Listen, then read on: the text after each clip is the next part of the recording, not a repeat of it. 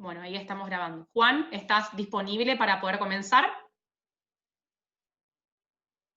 Sí, doctora, disculpe que estamos teniendo un problema con la conectividad. No hay problema. Bien, bueno, no sé si no escuché la introducción, pero ante todo presentarme. Yo soy Juan Clavero, soy enfermero en control de infecciones y formo parte del equipo Centinela del Ministerio de Salud Pública, bajo la coordinación de la licenciada Viviana Ojeda, quien es certificada en control de infecciones. Ella está encargada de la coordinación de este equipo. Nuestro trabajo es realizar auditorías a distintas instituciones públicas y privadas de salud, ¿sí? Y realizar algunas recomendaciones en cuanto a lo que es la aplicación de los distintos protocolos, ¿sí? Nosotros venimos haciendo por ahí control de infecciones desde antes del comienzo de la pandemia, así que por ahí nuestro trabajar en conjunto con con las distintas instituciones, ¿sí? Nos permite dar algunas recomendaciones. Y hablando un poco en este contexto de pandemia, primero que nada iniciar con lo que es el mecanismo, cómo es el mecanismo de transmisión de este nuevo coronavirus, ¿sí? Que se transmite a través de las gotitas que uno produce cuando habla, tose, estornuda o canta, ¿sí? Esas gotitas viajan a una cierta distancia. Recuerden que cuando comenzaba todo esto, al comienzo de la pandemia, se decía una distancia primero, después se decía otra. Como es algo muy dinámico, esto fue cambiando. Y lo recomendado ahora de distanciamiento físico es de 2 metros, porque esas gotitas que nosotros producimos cuando hablamos, tosemos, estornudamos, no viajan más de esa distancia, ¿sí? Prácticamente a los 90 centímetros, estas gotitas caen, ¿sí? ¿Cuál es el mecanismo de transmisión? Tenemos dos, a través de un mecanismo directo o indirecto, ¿sí? Directo, cuando directamente nos ponemos en contacto con estas gotitas de flux se llaman, ¿sí? Que la vamos a transmitir si nosotros no usamos, por ejemplo, lo que hoy está recomendado, el tapaboca, ¿sí? Bien colocado, ¿sí? Esa es la forma y no cumplir con el distanciamiento. Esa es la forma directa de contraer el virus, ¿sí? La forma indirecta a través de las manos, de las superficies contaminadas, ¿sí? Si yo tengo una superficie contaminada, toco con mis manos y no me hago una higiene de manos y luego llevo mis manos al ojo, la nariz o la boca, ese es el mecanismo indirecto. ¿Se entiende? Por eso la importancia de la limpieza de la superficie y de la higiene de manos, ¿sí? Recuerden, el virus por los únicos lugares que nos van a ingresar es a través de ojo, nariz y boca.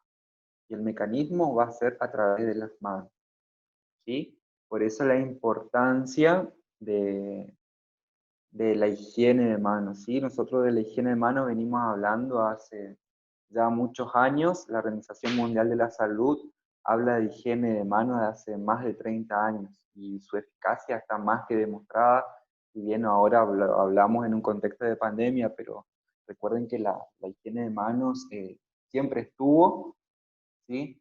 Y parece que nos hace volver a los hábitos cada vez que aparecen estos tipos de problemas, ¿sí? La pandemia en el 2009, la gripe, la H1N1, ¿sí? Que es donde que se hicieron énfasis, o se hizo énfasis en la higiene de manos, pero en realidad siempre tuvo que estar presente, ¿sí?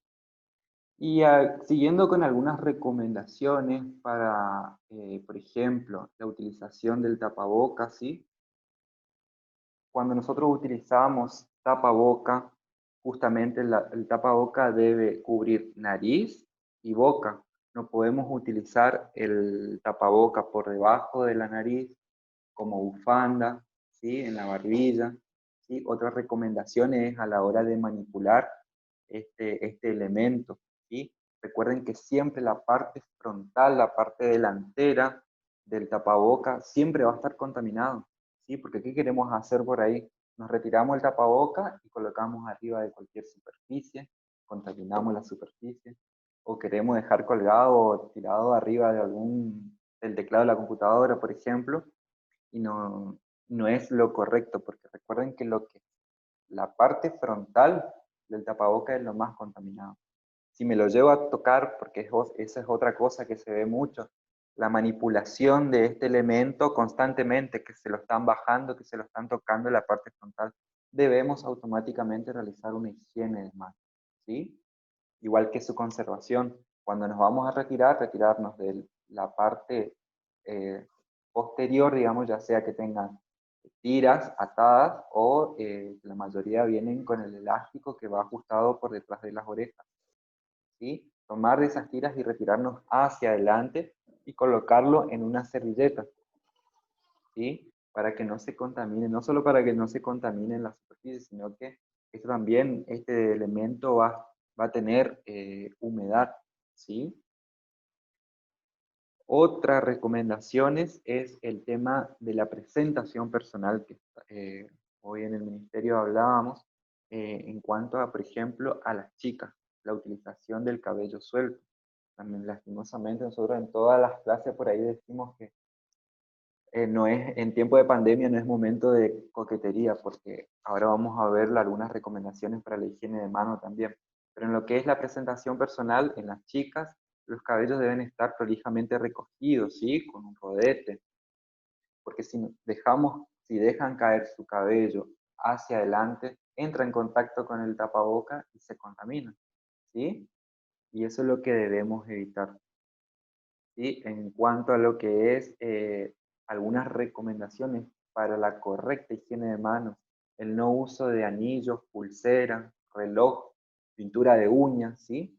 Porque en una mano que tenga algún tipo de estos objetos, nosotros podemos tirar,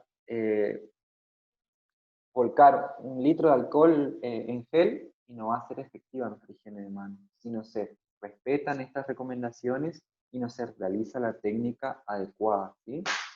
Porque por ahí hoy veía que había muchos relojes, eh, eso que son para el agua, digamos, y no quiere decir que ese reloj que se haya lavado, debajo de ese reloj queda la humedad, ¿sí? Que es el lugar propicio para el crecimiento y multiplicación de los microorganismos, no solo del coronavirus, porque ahora estamos hablando del coronavirus, ¿sí? Pero tenemos otros microorganismos que por ahí no son tan famosos como el COVID, pero también están presentes y siempre lo estuvieron, ¿sí? Por eso la importancia del reloj, si lo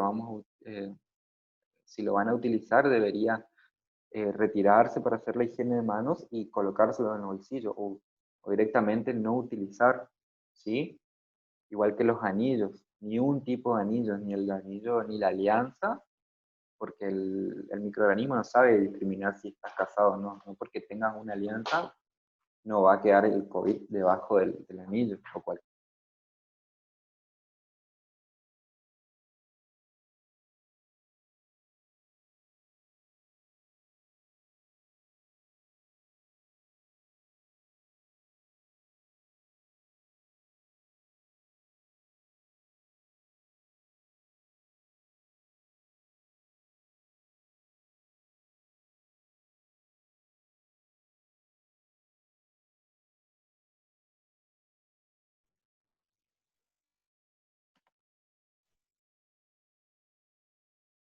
Parece que se cortó la comunicación con el licenciado Clavero. Ahí vamos a ver si la podemos recuperar.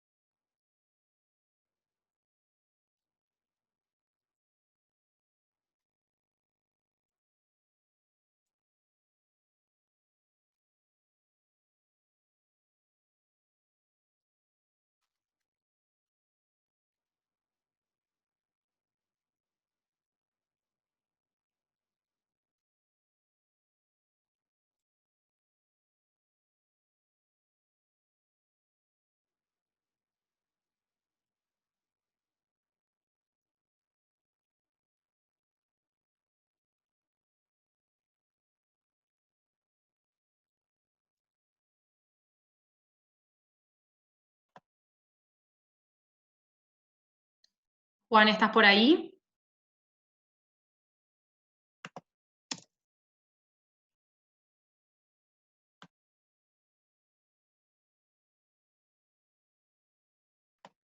Disculpen, pero parece que internet hoy no es un... Está bastante complicado la conexión.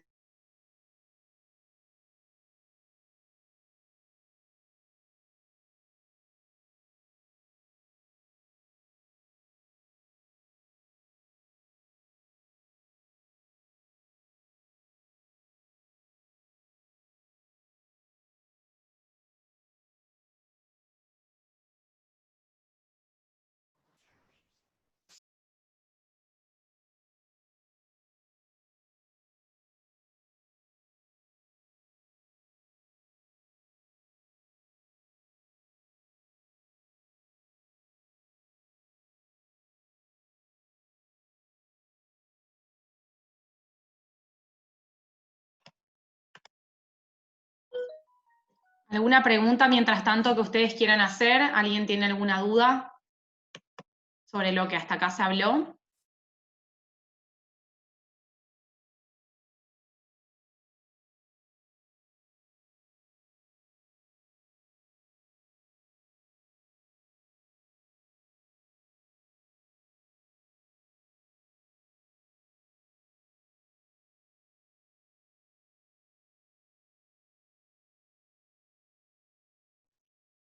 Nadie parece. Bueno.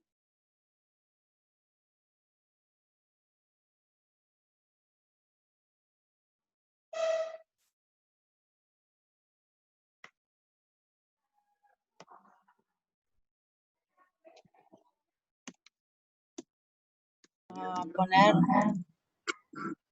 Hola, buenas tardes. Sí, buenas tardes. ¿Escucha? ¿Qué tal? Buenas tardes, doctora. Le habla la contadora Sabo, de la empresa FS Sanitarios.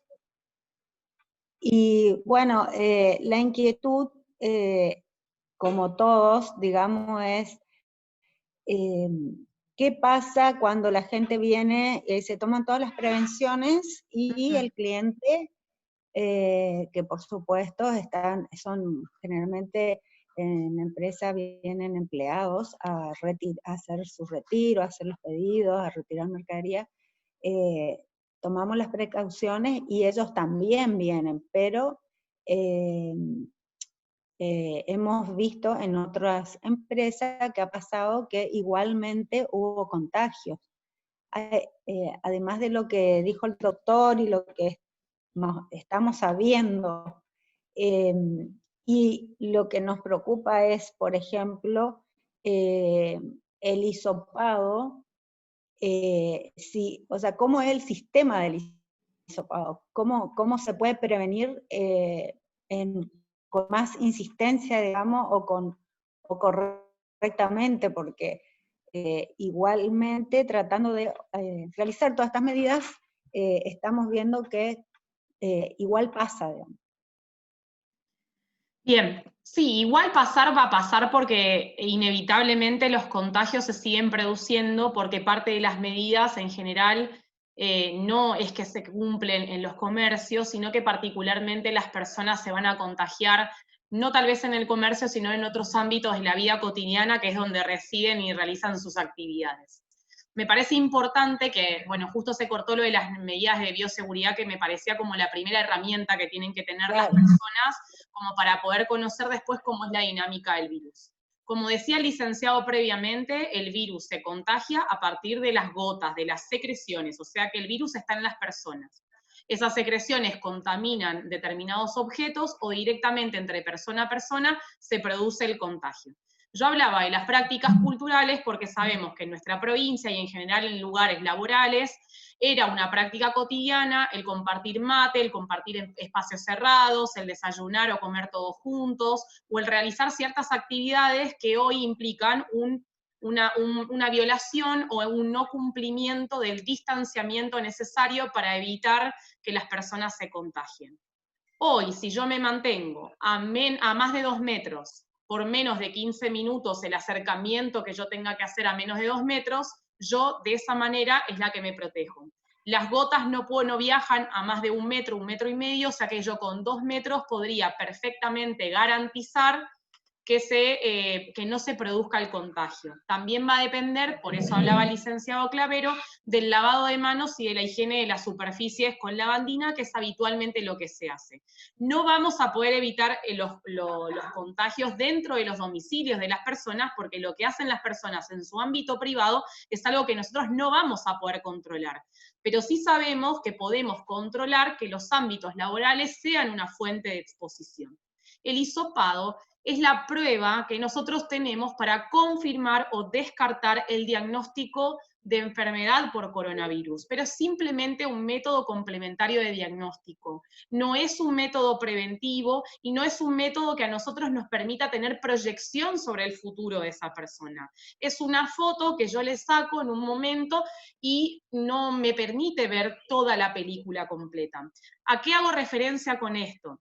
A que si la persona, por ejemplo, convive con alguien y ese alguien es el que se enferma y es positivo, esa persona claramente se puede convertir en un contacto estrecho, contagiarse de coronavirus en su domicilio e ir a trabajar no sabiendo que está enfermo y después desarrollar la enfermedad. Pero si en el trabajo estuvo a más de 2 metros de todos sus compañeros, no compartió ningún tipo de utensilio, siempre se lavó las manos, siempre usó el tapabocas de la manera correcta como lo explicaba el licenciado, y cumplió con todas las medidas de bioseguridad, las personas que están alrededor no tienen que tener miedo a ser contagiadas porque no se configuran en los contactos estrechos. ¿Qué quiere decir esto entonces? Que nosotros, epidemiológicamente, para poder decidir o definir quién está en riesgo de contagiarse o de haber sido contagiado con el coronavirus, aplicamos definiciones epidemiológicas. Y la definición epidemiológica es la que se denomina el contacto estrecho. ¿A quién se denomina contacto estrecho? Aquella persona que estuvo por más de 15 minutos a menos de 2 metros de distancia sin la protección adecuada. ¿Esto qué implica? Que entonces es posible que si yo me acerqué más de 15 minutos a menos de 2 metros con esa persona, ni que hablar si compartí utensilios, si compartí un vaso, cubiertos, mate, o estuve almorzando con esa persona sin el tapabocas colocado, ahí es donde yo me convierto en un contacto estrecho. ¿Eso implica que yo me haya contagiado? No, pero claramente soy un contacto estrecho, ese contacto se puede haber contagiado y es eso lo que nosotros denominamos el bloqueo de los contactos. O sea, una persona que comienza con síntomas automáticamente tiene que siempre reportar a sus superiores que está enfermo o que está con síntomas, no puede ir a trabajar. Recordemos que los síntomas característicos de coronavirus son la presencia de fiebre más de 37,5 de temperatura, dolor de garganta, tos, dificultad para respirar, diarrea y o vómitos, dolor de cabeza y falta de gusto y falta de olfato. Ese papiro de síntomas, esa cantidad importante de síntomas, presentando 2 o más síntomas de esa lista, uno se configura en un caso sospechoso. Y es esa persona a la cual nosotros vamos a hisopar para confirmar o descartar el diagnóstico de coronavirus. Esa persona que se enferma debe claramente notificar a sus superiores o a las personas, al dueño del comercio, del que está trabajando, a su empleador, para avisarle que está con síntomas y nosotros ahí, y obviamente se notifica a la autoridad sanitaria, y nosotros automáticamente procedemos a con esa persona hisoparla y preguntarle quiénes fueron las personas que a partir del inicio de síntomas y 48 horas previas tuvo contacto estrecho, o sea, estuvo a menos de 2 metros por más de 15 minutos. Esas personas que estuvieron a menos de 2 metros por más de 15 minutos son las que se deben aislar preventivamente. ¿Cuánto tiempo se aíslan las personas que tuvieron contacto estrecho? Se aíslan, primera etapa, hasta que esté el resultado del hisopado. Si el hisopado es negativo, pueden volver a trabajar. Si el hisopado es positivo, deben seguir aislados por 14 días, o sea, 2 semanas, a partir del último contacto. No importa si hisopamos o no hisopamos al contacto estrecho. El hisopado para el contacto estrecho puede dar negativo y no da una proyección de lo que pueda pasar en las siguientes semanas. Por eso es importante comentarles que la medida más efectiva para bloquear los contagios en los lugares laborales es el aislamiento, no el hisopado. El hisopado es solamente una foto, un momento donde nosotros le hacemos una toma de muestra a la persona y decimos que a esa hora, ese día, en ese momento, la persona tiene o no tiene descarga viral para coronavirus. Entonces, ¿esto qué implica? Que yo puedo hacerle un hisopado a un contacto estrecho 3 o 4 días después de haber contactado con un positivo y me puede dar negativo, pero esa persona al 7º, 8º día comenzar con fiebre, dolor de garganta y tos, y tengo que volver a hisoparla, y si la tenía trabajando, estuvo 48 horas previas contagiando.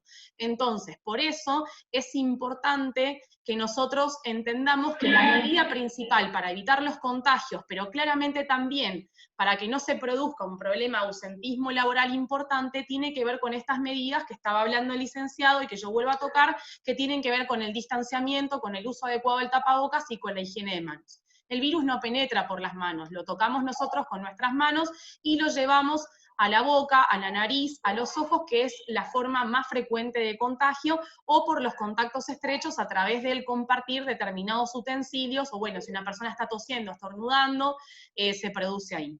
Lo otro que también me parece importante remarcar y que muchas veces sucede es que las personas tienen familiares, convivientes, estrechos en sus casas enfermos, a quienes se los hisopan. Y claramente ahí también tienen que dar la voz de alerta a sus empleadores. ¿Por qué es importante esto?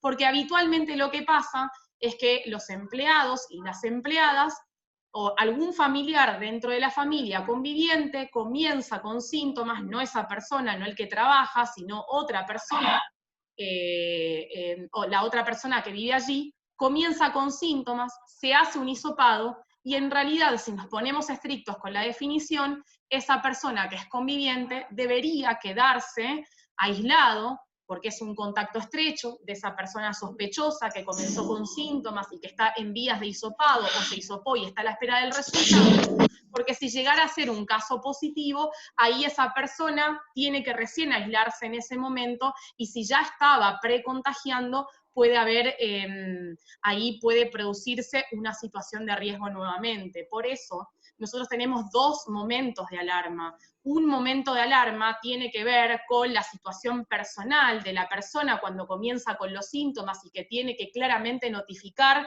ni bien aparece el mínimo síntoma. Nadie debería ir a trabajar enfermo porque sabemos que claramente eso representa una fuente de contagio, pero por el otro lado saber que si mi familiar, mi conviviente, mi esposa, mi esposo, mi hijo, mi hija, mi abuelo, mi tío, mi sobrino, que convive conmigo, que comparte mate, que comparte diferentes utensilios, que duerme en la misma pieza, comienza con síntomas de enfermedad y yo soy un contacto estrecho, claramente los contactos estrechos tampoco deberían ir a trabajar.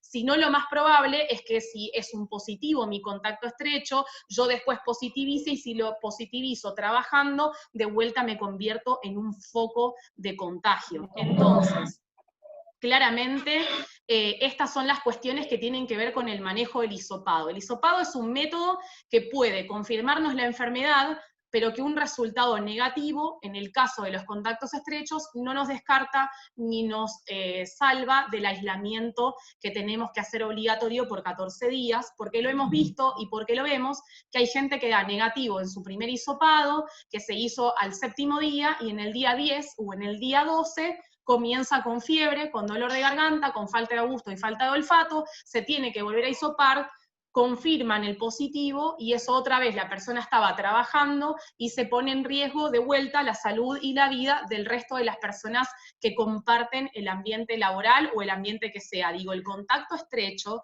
de una persona, lo mismo pasa con otros trabajadores. Yo estoy trabajando con un compañero, mi compañero es positivo porque se contagió de un familiar que lo fue a visitar, yo me configuro en un contacto estrecho, me voy a mi casa porque tengo que hacer el aislamiento, pero me voy del trabajo porque no, para no contagiar, pero voy a mi casa y hago la vida como si nada pasara. Y así tampoco corresponde hacerlo. Somos muy insistentes con decir que el aislamiento, sea del lugar laboral que sea, también implica un aislamiento intradomiciliario. Yo ahí tengo que dejar de compartir ambientes con mi familia, tengo que dormir separado, tengo que estar a 2 metros de distancia, tengo que usar tapabocas, tengo que no compartir utensilios, porque si positivizo, me enfermo estando en mi casa porque me puedo haber contagiado y lo puedo hacer, puedo positivizar en el transcurso de los 14 días, lo hago en un ambiente controlado, pero sin riesgo o sin poner en riesgo la vida de mis familiares. La idea no es no contagio en el trabajo, pero contagio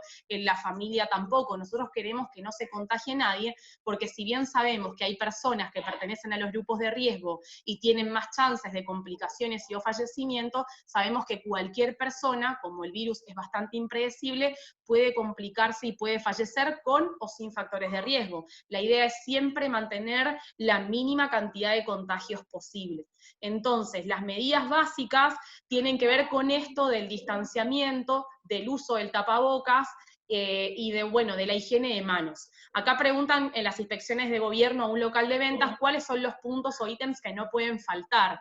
Claramente, el local, cuando nosotros hablamos de cumplir, hablamos de estas normas de bioseguridad que tiene que ver con el acceso al agua y al jabón para lavarse las manos constantemente, ¿sí? Si es posible tener alcohol sanitizante o alcohol en gel también, porque muchas veces el lavado de manos se dificulta hacerlo asiduamente, pero uno puede colocarse alcohol en gel en las manos como reemplazo momentáneo del lavado de manos, hacerlo de la manera correcta. Para eso están los licenciados para explicar cómo es el lavado correcto de las manos, también cómo se frota el alcohol de la manera adecuada, y tiene que haber, obviamente, para secarse, toallas descartables, porque el proceso de lavado de manos implica también no contaminarse luego de lavarse las manos. Eso es lo más importante, cumplir con el distanciamiento, claramente, y el uso del tapabocas adecuado serían las medidas básicas para prevenir por lo menos los contagios dentro. Ni que hablar esto de, como yo le decía, de que, por ejemplo, no compartan mate o no compartan utensilios, vasos, cubiertos, las mismas cosas, sino que cada uno tenga su equipo de mate, si es que toman mate, o tengan su equipo de utensilios, y que no se compartan ni siquiera tampoco toallas, ni ningún tipo de utensilio que pueda utilizarse como vehículo o vector de las secreciones de una persona que eventualmente puedan estar contaminadas. Muy bien, muchas gracias. De nada. Juan, ¿vos estás ya activo para terminar? ¿Sí? Sí. Perdón que no sé qué pasa con esta conectividad. Bueno, volviendo un poco a lo que es el tema de las recomendaciones para la higiene de manos, como le había dicho anteriormente, no pulsera, no anillo, no esmalte en las uñas, ¿sí? Ni un tipo de accesorio, porque en esos accesorios lo único que hacemos es ir acumulando suciedad, ¿sí? Y debajo de ellos humedad, que es el lugar propicio para la proliferación de todos los microorganismos, ¿sí? Como otra recomendación también, el tema de los trapos de pisos al ingreso de todas las instituciones, que estamos viendo mucho, ¿sí? Los trapos de pisos embebidos en hipoclorito de sodio, ¿sí? O algún otro tipo de desinfectante, no es tan recomendado, ¿sí? Porque automáticamente cuando pasa una persona, se limpia o cree que se desinfecta el calzado, ese trapo de piso queda contaminado, ¿sí? Porque recuerden que el hipoclorito de sodio no tiene un efecto residual ante presencia de tierra y de materia orgánica, obviamente, ¿sí? Para que el hipoclorito de sodio, la desinfección con hipoclorito de sodio sea efectiva, debe existir el lavado con un detergente, un enjuague y luego el hipoclorito, ¿sí? Eso por un lado, la no utilización de estos trapos de pisos al ingreso de las instituciones, ¿sí? No solo por eso, sino que puede provocar caídas, ¿sí? Que es lo más importante. No cumplen ni una función los trapos de pisos al ingreso, ni las bandejas sanitizantes tampoco, que también vimos esas bandejas sanitizantes que se comercializan, que están en todos los ingresos a todas las instituciones. El cuanto a lo que es la limpieza y desinfección de superficie, ¿sí? Vamos a realizarla con alcohol al 70%, o si cuentan con hipoclorito, con las diluciones recomendadas, pero recuerden, siempre y cuando las superficies estén limpias, va a hacer efecto o va a cumplir su función este tipo de desinfectante. Si no, alcohol al 70 para todo lo que es superficies, teclados, mouse, ¿sí? Cuando iniciamos nuestra jornada laboral, debemos desinfectar todo lo que vamos a utilizar o lo que va a estar en contacto con ti, y recordar siempre los momentos en que no vamos a realizar la higiene de manos, por ejemplo, antes de comer, después de ir al baño.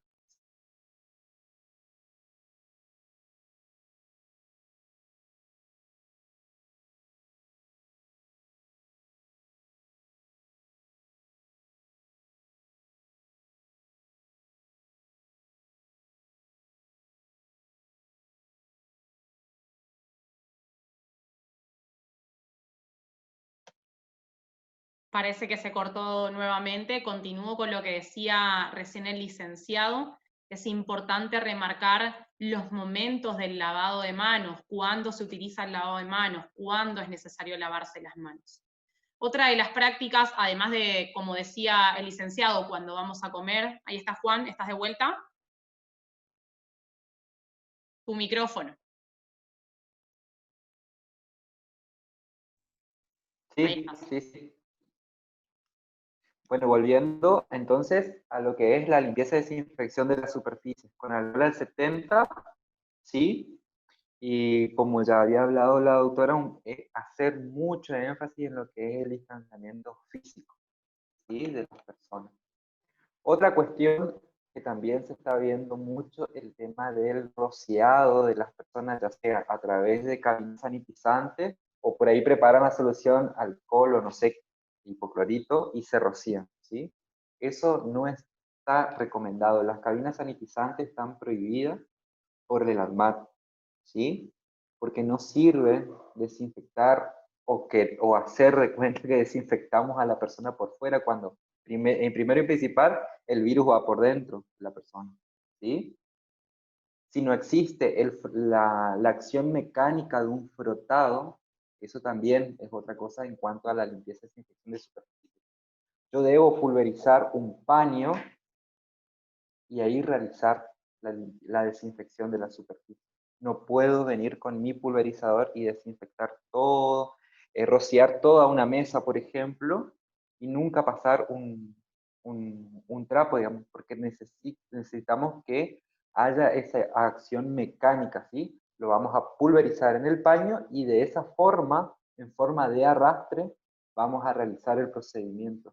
Y lo mismo pasa con las cabinas sanitizantes. O sea, primero y principal, que no sabemos con qué nos están rociando, porque escuchamos desde que le colocan agua oxigenada, hipoclorito, alcohol, mezcla de ambos, cuando eso no se puede hacer. De todo hemos escuchado y no están recomendados, ya, como ya le dije anteriormente, por el ANMAT, porque justamente para, no solo por la peligrosidad, ¿sí? Cuando nosotros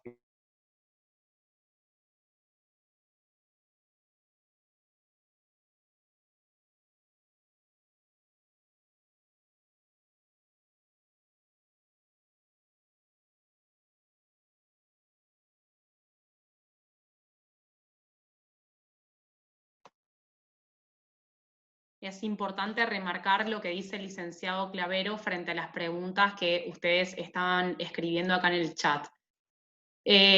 Nosotros desde el Ministerio de Salud Pública evaluamos los protocolos nacionales y confeccionamos los protocolos provinciales de acuerdo a la mejor evidencia tomada. Los protocolos de nuestra provincia no sugieren para nada el uso de cámaras sanitizantes ni de otro tipo de elementos o de herramientas que parecieran que se podrían utilizar o se venden o se comercializan de esa manera, porque en realidad, si bien el piso es una superficie sucia y siempre lo va a ser, habitualmente el virus no viaja en los pies, sino que viaja en las personas y en las secreciones de las personas, Por eso el hincapié está dado en el distanciamiento, en el uso del tapabocas y en todo lo que hace el lavado de manos. Por eso, para el ingreso de las personas, sí está estipulado que se pueda rociar las manos de una persona con alcohol en gel o hacer el control de temperatura, que muchas veces se hace para definir si una persona podría estar o no enferma, y de esa manera, si no se cumple con el distanciamiento, poder transmitir una enfermedad, pero no están recomendadas las cámaras sanitizantes ni ningún otro tipo de cuestión, porque, por ejemplo, lo que son las cámaras o lo que tiene que ver con el rociado de las personas con lavandina o con otros derivados, por ejemplo, el amonio, ponen en peligro la salud de la persona sin necesariamente producir ningún tipo de beneficio con respecto a la transmisión. ¿Por qué? Porque, como decía el licenciado, el virus vive dentro del cuerpo de la persona. Entonces, para yo poder sanitizar a una persona, debería poder hacerle, no sé, directamente un baño de lavandina interno, cosa que no se puede hacer porque uno cuando tiene el virus internamente ya lo transmite a través de las gotas. Entonces, todo lo que tenga que ver con el exterior habla principalmente de las cosas que nosotros llevamos en el cuerpo, que no son transmisoras directamente, sino hay un tocamiento, y a partir de lo que yo toco la superficie contaminada y no me lavo la mano, ahí claramente se produce la transmisión. Entonces, por eso decía, acá hacían referencia a unos protocolos que sí lo aconsejan. Nosotros no lo aconsejamos como ministerio, no aconsejamos el uso de cámaras sanitizantes ni de lo que mencionaba antes Juan. Otra cuestión que no es menos importante, disculpen que me conecto y me desconecto, es un tema de conectividad, no sé si es la red. El uso del guante, porque vemos muchas personas que se están manejando mucho con los guantes de látex para realizar todo tipo de actividad, para manipular papeles, ¿sí? El uso de guante no está recomendado, ¿sí? Porque lo único que genera el guante, igual que todos esos procedimientos que se les nombró anteriormente, que por ahí creen que están haciendo un bien, pero en realidad generan esa falsa sensación de seguridad, ¿sí? Con los guantes pasa eso. Genera esa falsa sensación de seguridad y lo único que hace el guante es evitar de que yo me realice una higiene de manos, por ejemplo, que sería lo más importante, ¿sí? Contarles que los guantes tienen una falla de fábrica ya, que nosotros no la vemos a simple vista entre un 3 y un 18%, ¿sí? Y que a través de esas fallas cualquier tipo de microorganismo ingresa, ¿sí? Y nosotros al retirarnos los guantes, creemos que nuestras manos siguen limpias, y no es así, porque después de utilizar los guantes de látex hay que dejarlos para el personal que realizan prácticas que lo requieren, por ejemplo, el personal de salud, ¿sí? Entonces, lo más importante es realizarse la adecuada higiene de manos, ¿sí? Los guantes también que hacen, transpiran las manos y lo que generan una alta probabilidad de que crezcan hongos, ¿sí? En las manos y lesionen la piel de nuestras manos. Recuerden que, y también otra cosa que creemos que hacemos bien con el guante es manipulando distintas superficies, y lo único que hacemos es seguir trasladando, en el caso de que haya algún tipo de microorganismo en él, seguir trasladando ese microorganismo a distintas partes.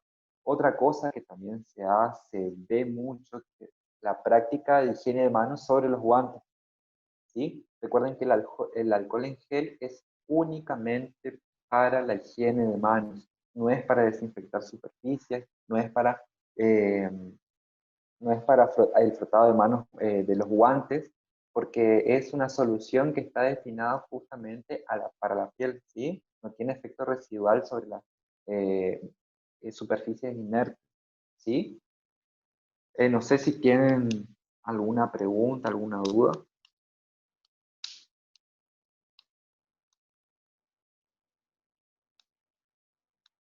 Siempre hacer hincapié en higiene de manos, el distanciamiento físico, ¿sí? Y el uso correcto del boca, ¿sí? Y no, por ahí no bajar, yo digo, no bajar la guardia cuando estamos afuera, porque nosotros por ahí estamos atentos en nuestro lugar de trabajo, nos cuidamos mucho en nuestro lugar de trabajo, pero salimos afuera de las instituciones y hacemos de todo, ¿sí? Y por ahí bajamos un poco la guardia, tenemos menos adherencia a la higiene de manos, utilizamos o salimos sin tapabocas, ¿sí? Otro de las recomendaciones también, que como decíamos al comienzo, la utilización del tapaboca es universal, ¿sí? A mí no me sirve que una persona que esté a menos de 2 metros de distancia no tenga tapaboca, ¿sí? Porque ella puede estar hablando y yo estoy utilizando correctamente el tapaboca y esas micropartículas, ¿sí? Que nosotros producimos, esta gotita de flux, nosotros producimos cuando hablamos o estornudamos, van a ingresar. Recuerden cuál es el bloque de la cara, la T de la cara, nosotros le decimos que es el ojo, la nariz y la boca. Por eso la importancia de que todos utilicemos correctamente el tapabocas, ni por debajo de la nariz, ni como bufanda, ni nada. Otra cuestión, la utilización en los caballeros de barba, ¿sí? Porque la barba lo único que permite, evita la poca adherencia a todo el contorno de la cara del tapabocas, ¿sí? Imagínense que se tenga barba y no esté adherido correctamente al contorno de la cara. Eso es, no está indicado la utilización de la barba.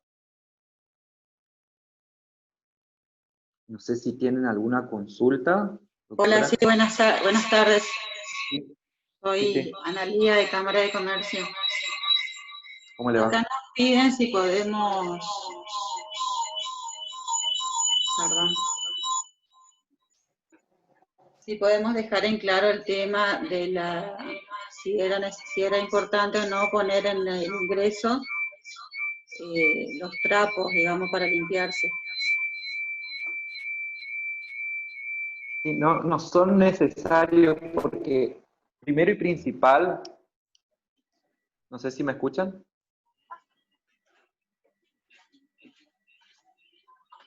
Sí, Juan, se escucha. Hola. ¿Sí? Primero y principal, que los pisos siempre están contaminados, ¿sí? Yo realizo, vamos a suponer, le doy un ejemplo, yo realizo, limpio o desinfecto mi piso con hipoclorito de sodio, pasa una persona y automáticamente ya queda contaminado ese piso. Los pisos se consideran que siempre están contaminados, ¿sí? No se recomienda la utilización de los trapos de piso o bandejas sanitizantes al ingreso, porque automáticamente que pasa la primera persona queda contaminado, ¿sí? Y también el alto riesgo de producir la caída de las personas, ¿sí? Recuerden lo que yo le hablaba del proceso para la desinfección de una superficie. Si vamos a utilizar hipoclorito de sodio, la superficie que voy a desinfectar debe estar previamente limpia. Una limpieza con detergente, enjuague y luego el hipoclorito, ¿sí? El hipoclorito no hace no cumple ni una función ante presencia de suciedad o materia orgánica, ¿sí? Y los zapatos siempre están contaminados, siempre están sucios. Por eso no se recomienda la utilización de los trapos de piso ni la bandeja sanitizante. Porque volvemos a lo mismo que le decía al comienzo, genera esa falsa sensación de que desinfecté mis zapatos y crucé y pasé a un lugar con los zapatos desinfectados, pero no es así. Nos consultan si el Lisonfor o alguno de esos desinfectantes sirven para Y el este caso. Lisonfor, la verdad que no. Aerosol, si nosotros recuerden que lo que debemos evitar es aerolizar cualquier cosa, ¿sí? Si yo tiro el Lisofor en una mesa, por ejemplo, yo lo único que estoy haciendo es dispersar las partículas que están adheridas a esa mesa, ¿sí? Bien, ¿el tapaboca debe usarse en todo momento o solo cuando llega un cliente? Bueno, ya lo dijeron, en todo momento. Y dice, se recomienda cambiarlos a los de tela lavables. Sí, están recomendados lavarlos. Puede durar, no sé, como una jornada los tapabocas, pero deben ser cambiados cada vez que estén húmedos. Y por lo menos tener 2 o 3 tapabocas para poder hacer el cambio, una vez que están húmedos, debemos cambiarlo, ¿sí? Si estamos trabajando solo en la atención al cliente, bueno, podemos no utilizar y colocarnos el tapabocas cuando ingresa el cliente, pero si yo estoy con compañeros de trabajo, los dos debemos tener puesto el tapabocas, ¿sí? Perfecto. Para los que atienden a la calle, dice, ¿qué medidas se recomiendan? Los que atienden por una ventanilla o puerta cerrada. Para lo que sea, Y que el esperen uso de tapabocas continuo, la no utilización del guante, que eso se ve mucho. Sí, sí, siempre mantener, cuando van a recibir a los clientes, siempre que los clientes todos tengan tapaboca, y si no, está obviamente que prohibido el ingreso a las personas que no tengan tapaboca, y siempre mantenerlos a un distanciamiento, que exista el distanciamiento físico. Si se recibe alguna paquetería, algún sobre, ¿qué medidas se tendrían que tomar ahí? ¿Del correo, de algún encargo, de algún envío? Automáticamente después de manipularlos, higiene de manos. Sí, porque esa es otra cuestión que por ahí se ve mucho, de que la gente tiene ya preparado en sus casas el pulverizador, ya sea con hipoclorito, con alcohol de 70, y pulveriza las bolsas. Y recuerden lo que le dije al comienzo, si no existe la fricción mecánica, la acción mecánica, ¿sí? No cumple ni un efecto. O sea, creemos que desinfectamos, pero la suciedad o el microorganismo sigue estando ahí, porque si no pasamos, por ejemplo, un trapo, ¿sí? Porque eso es lo que hacemos, rociamos los paquetes que vienen de la calle. Y lo que hay que hacer es manipularlos, acomodar todo, y automáticamente puede manipular ese paquete, hacer una higiene de manos. Es la forma correcta de Bien. manejarse. En caso de tener un caso positivo dentro de la empresa, ¿qué limpieza se haría para desinfectar, o qué medidas se tomarían con respecto al espacio donde está desempeñándose el personal? 70 o hipoclorito de sodio, siempre y cuando se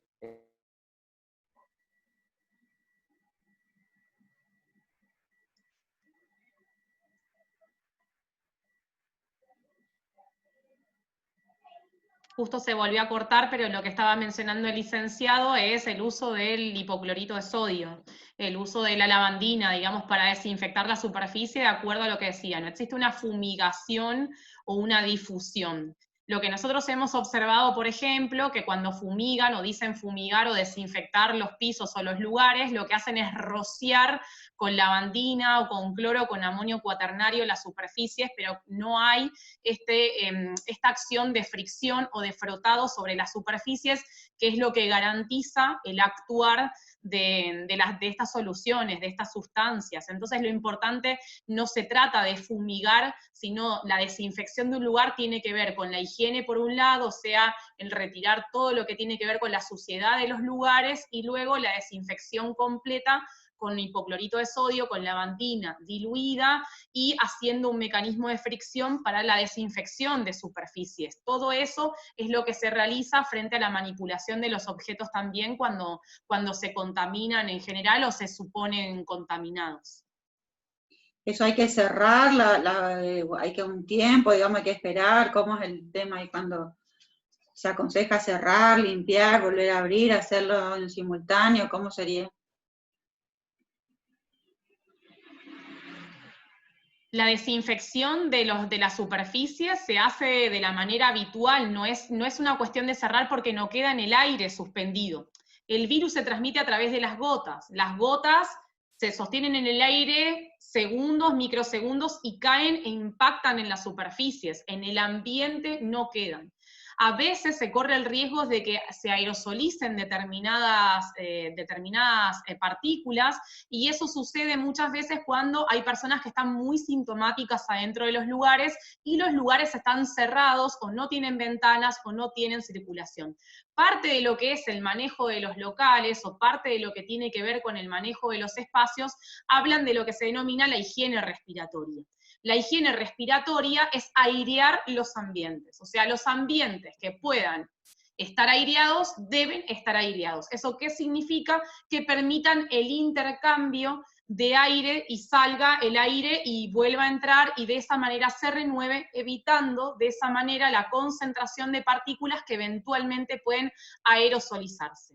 La gota, de la cual habla el licenciado, habla de un tamaño más grande, por eso le decimos gota. Cuando hablamos de aerosol, hablamos de partículas mucho más pequeñas que una gota que sí pueden sostenerse en el aire ambiente.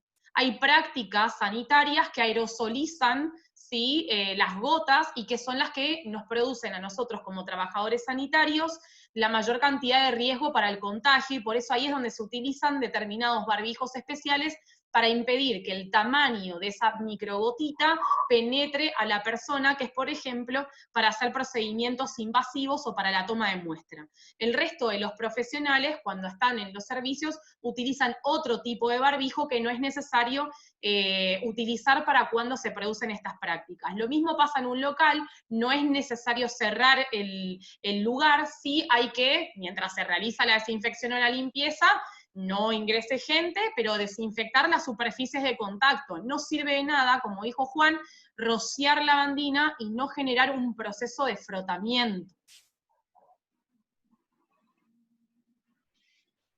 Bien. Siempre y hacer hincapié en lo que es la dilución del hipoclorito de sodio, ¿sí? Que es muy importante, ¿sí?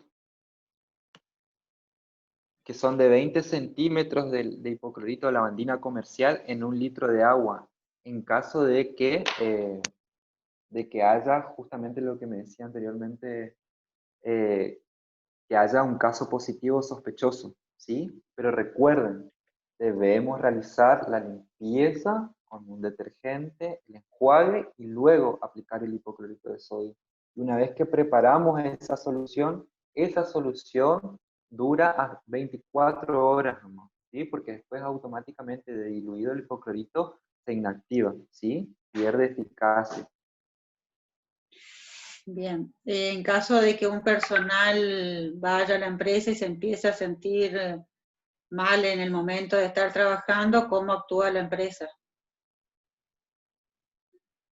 ¿Lo manda a la casa, denuncia a la empresa, denuncia al trabajador? ¿Quién tendría que encargarse ahí? ¿Se avisa a la RT? ¿No se avisa? ¿Cómo?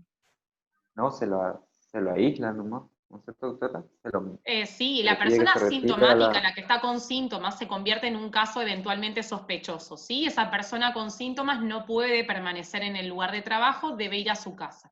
Lo que nosotros siempre recomendamos es que la persona con síntomas se reporte al 0800 444-0829, que ese es el número que está activado en el área metropolitana para el reporte de una persona con síntomas. Si la persona no lo realiza, lo puede hacer el empleador llamando y refiriendo que su trabajador o trabajadora está presentando síntomas, y ahí le van a hacer unas preguntas de rigor y van a tener que dejar el teléfono celular de la persona como para que el sistema, el equipo, se ponga en contacto y pueda realizar el hisopado.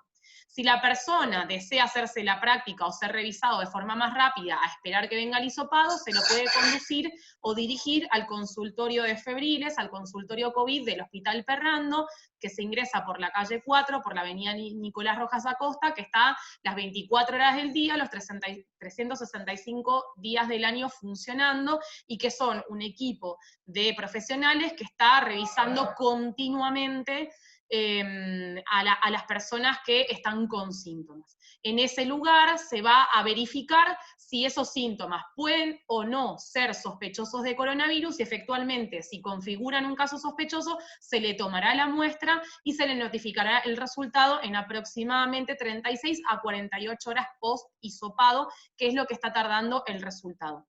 Claramente los mecanismos de aseguramiento del trabajador y la notificación a la ART va a depender de lo que se le le diga en ese momento a la persona cuando se lo revise o cuando se le realiza el hisopado o cuando se notifique como caso sospechoso al sistema, digamos, ¿no? Al sistema de notificación que tenemos nosotros.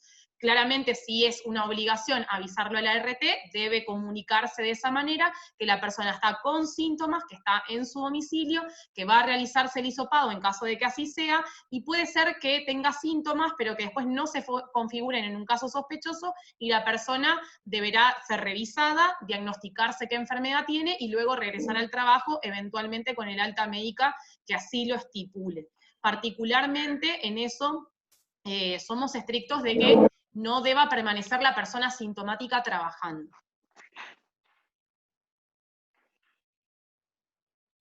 Sí, Juan, ¿vos querías decir algo? No, y ahí en esa parte remarcar el tema de, otra vez, el uso correcto de tapabocas, ¿sí? Para evitar de que existan esa duda de que soy contacto estrecho, no soy debemos aislar a toda la empresa o no. Sí, por eso el uso correcto del tapaboca. Y otra recomendación, deben tomarse la temperatura al ingreso de la jornada laboral, es lo recomendable. ¿Sí? Y el registro de la temperatura. Porque hoy en día la temperatura es un signo de alarma. Recuerden que superando los 37,5 ya es un signo de alarma para prestar atención, ¿sí? Ese personal debería, si supera esa temperatura corporal, debería volver, digamos, a su domicilio hasta que recuerden que ahora cualquier síntoma es compatible con COVID así hasta que se muestre lo contrario. No sé si quieren hacer otra consulta.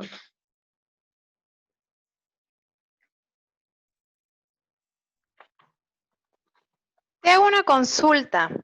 ¿Qué recomiendan respecto a los ingresos en los lugares de trabajo? Que el ingreso se hace por marcación del pulgar.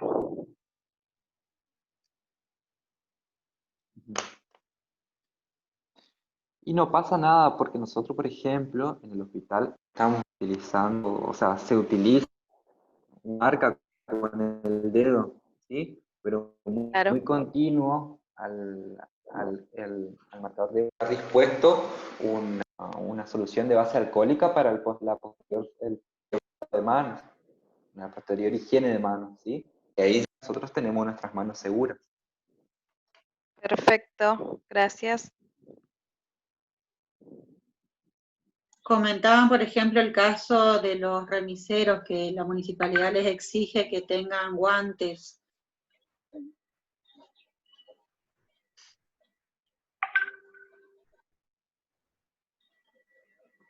Ahí se desconectó nuevamente sin querer el licenciado, pero no es lo recomendado, digamos. Ahí estoy leyendo que hablan de los protocolos. Entiendo que los protocolos, no todos los protocolos fueron consensuados con el Ministerio de Salud Pública o fueron evaluados por nosotros, digamos. Entiendo que a veces puede haber mucha confusión sobre eso, pero particularmente vamos a trabajar en establecer los lazos necesarios como para poder profundizar en que los protocolos hablen todos un mismo idioma.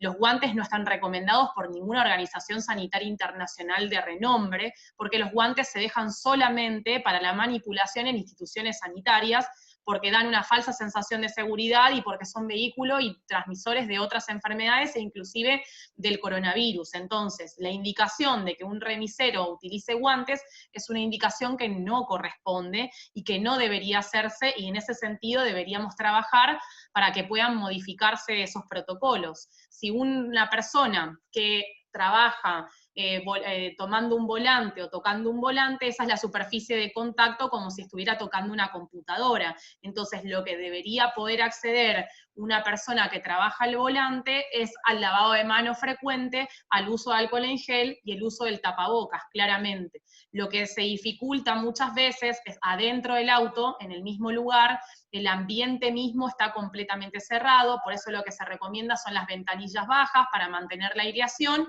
y sí, como mencionaban acá, cuando uno no va a garantizar el distanciamiento de 2 metros, por ejemplo, en kioscos, en lugares de atención, lo que se sugirió en algunos protocolos es el uso de algunos elementos de acrílico o de material no poroso, o sea que no traspasen las secreciones para el otro lado. Lo que sí hay que recordar es del adecuado lavado de esa superficie también, o desinfección, para que esas no se transformen también en un vehículo de transmisión.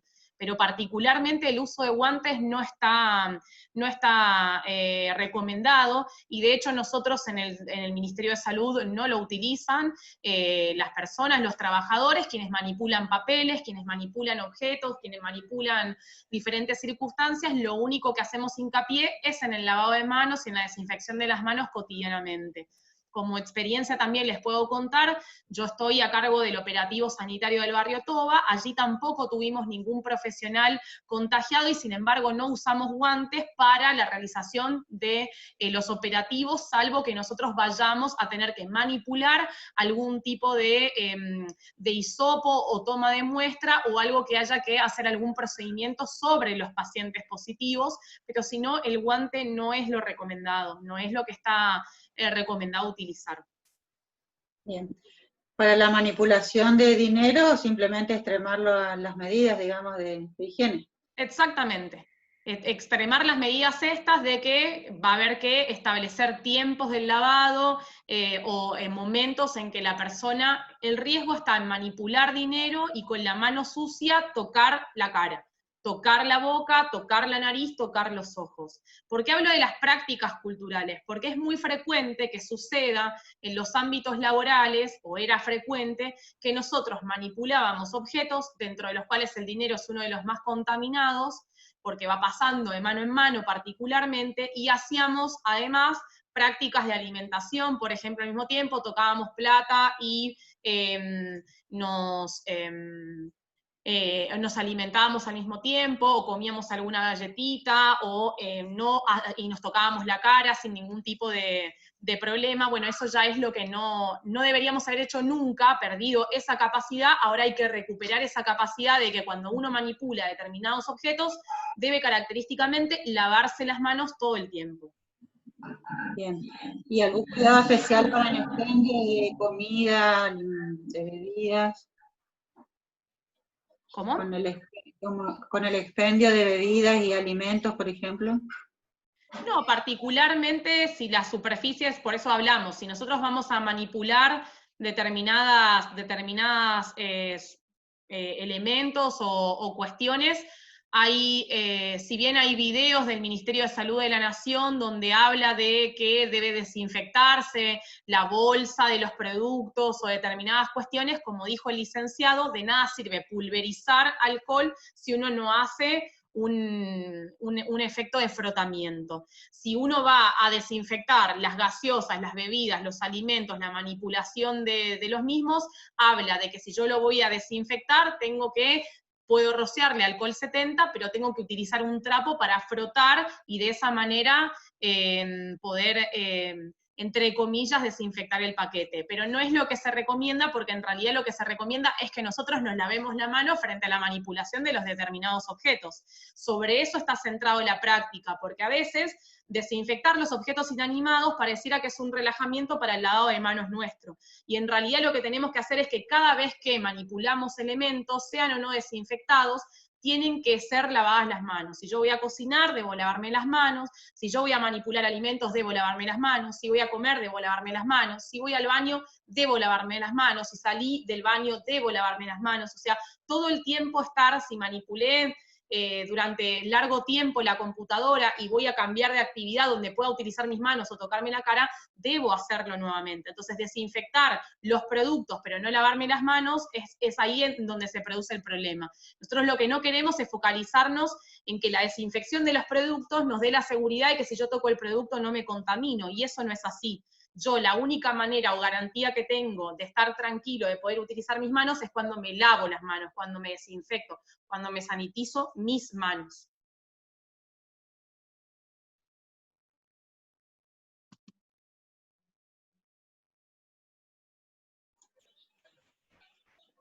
pulverizar el dinero, dice acá, con alcohol al 70 queda el billete desinfectado, y en realidad la pulverización del alcohol no es una manera de desinfección, si no se revisa una manera de flotación, pero la verdad que no, como todo otro papel, no es necesaria la pulverización sobre el billete, digamos, no cambia el tema del riesgo particularmente. Lo ideal es que cuando se manipule dinero, luego manipular dinero, se realice el lavado de manos correcto, de entre 30 a 40 segundos, realizando el lavado en todo lo que es, no sé si el licenciado llegó a explicar o está presente para poder explicar cuáles son los tiempos, digamos, o los momentos del lavado de manos. Ahí está para admitirlo. Entonces, lo importante sería que que las personas cuando se lavan las manos lo hagan a conciencia, ¿no? Cubriendo todas las caras de la mano, todo lo que son los pulpejos de los dedos, el pulgar y a su vez las muñecas. Y como decía antes el licenciado, es importante el tema del cabello recogido, de la manipulación de alhajas, de joyas, que no quede nada, que las personas no usen las uñas cortas y lo que es el uso de esmalte. Eso es una herramienta que, aunque parezca muy tonta, es muy importante, porque esas son las sustancias o los objetos en realidad que van acumulando sustancias y que muchas veces se comportan como transmisores. Bien, Carlos Soto quiere hacer una consulta y después la iríamos cerrando. Sí, buenas tardes a todos, ¿cómo están? Días pasados, digamos, yo soy Carlos, represento a la empresa Digital Center. La subsecretaría de Trabajo, digamos, está realizando inspecciones y se presentaron en el local justamente solicitando material gráfico, y bueno, la empresa nuestra cumple con los requisitos mínimos indispensables respecto al alcohol, a la desinfección de los trabajadores y también por ahí del público que ingresa o no al local, porque tenemos atención limitada. Pero me parece bueno lo que decía la doctora, digamos, de unificar los criterios, digamos, antes de realizar las inspecciones, ya que son por ahí no claras las medidas y la única información que hay de parte de las aseguradoras, digamos, la RT, también difieren mucho de la región, digamos, porque están todas centralizadas a Buenos Aires. Nosotros somos una región conflictiva, digamos, en cuanto a cantidad de casos. Entonces sería bueno establecer un protocolo único, digamos, para lo que sea comercio, antes de realizar cualquier tipo de inspección, ¿no? Porque un poco la normativa, la exigencia de la constancia de visita de higiene y seguridad que se hizo es por la implementación de carteles de todo tipo, que no lo veo mal, digamos, comunicar al público, comunicar a los trabajadores, estar capacitado, por supuesto que va a ayudar mucho, pero no hay claridad en todo el protocolo a seguir, ni las medidas, hay por ahí diferencias de criterios. Entonces sería fantástico aunar justamente los criterios y luego realizar los controles o las supervisiones que haya que gestionar en cada lugar, ¿no? Podríamos trabajar en conjunto con la Cámara de Comercio, Ministerio de Salud, autoridades de la provincia para poder unificar esos criterios, establecer el protocolo. Veo en las consultas que nadie tiene con claridad, digamos, por lo menos en lo que a comercio se refiere, por ahí las medidas necesarias y que sean únicas, digamos, para establecer un criterio común y concreto, ¿no? Sí, de hecho ayer, disculpen, de hecho ayer se envió un protocolo para la revisión de la ministra en cuanto al manejo de comercio, ¿sí? Sí, está, o sea, la idea es esa, manejar toda la misma información. El protocolo Claro. está hecho del día 1 de pandemia, ¿sí? Sí, Nada sí, más sí, que pero se fueron, disculpa, Juan, pero algunas... son todas recomendaciones, sí, sí, sí. digamos, como vos decís. Ayer se implementó el protocolo, las inspecciones arrancaron con anterioridad, digamos, y no hay claridad Sí, sí. ni certeza por ahí en los puntos, más allá del conocimiento que tenemos todos, que puede ser poco, mucho, puede ser más sustentado o menos sustentado. Me parece que las inspecciones tendrían que tener lugar en un marco o en un tiempo, digamos, un poquito posterior a que todos tomemos el conocimiento suficiente, tengamos la herramienta para defendernos también, porque te hacen consultas por ahí que no tiene seguridad el que te está consultando y no tenemos seguridad nosotros que somos la parte pasible por ahí de las sanciones que puedan haber o no. y va todo a un marco por ahí, no de capacitación justamente, sino un marco de penalidad, digamos, que no nos complace a nadie en este momento, digamos, sufrir una penalidad por algún incumplimiento propio del desconocimiento, no porque no querramos hacerlo, porque yo no creo que haya nadie con la voluntad de no cuidarse, digamos, y no acatar las medidas de seguridad, porque es un bien común primero y una necesidad de todos nosotros, ¿no? O sea, la Claro, cuestión sí. sería por ahí retrasar las inspecciones y por supuesto aplicarlas como tienen que ser en rigor de verdad, pero a partir del conocimiento pleno de cada una de las instituciones, digamos, y un consenso común justamente de todos, hacer un punto de partida y a partir de ahí arrancarse con todas las cuestiones estas, ¿no? Bien, Sí, perfecto, sí, Carlos. totalmente. Le vamos a dar la palabra al presidente de la Cámara, Martín Jiménez, para ir cerrando la reunión, ¿sí?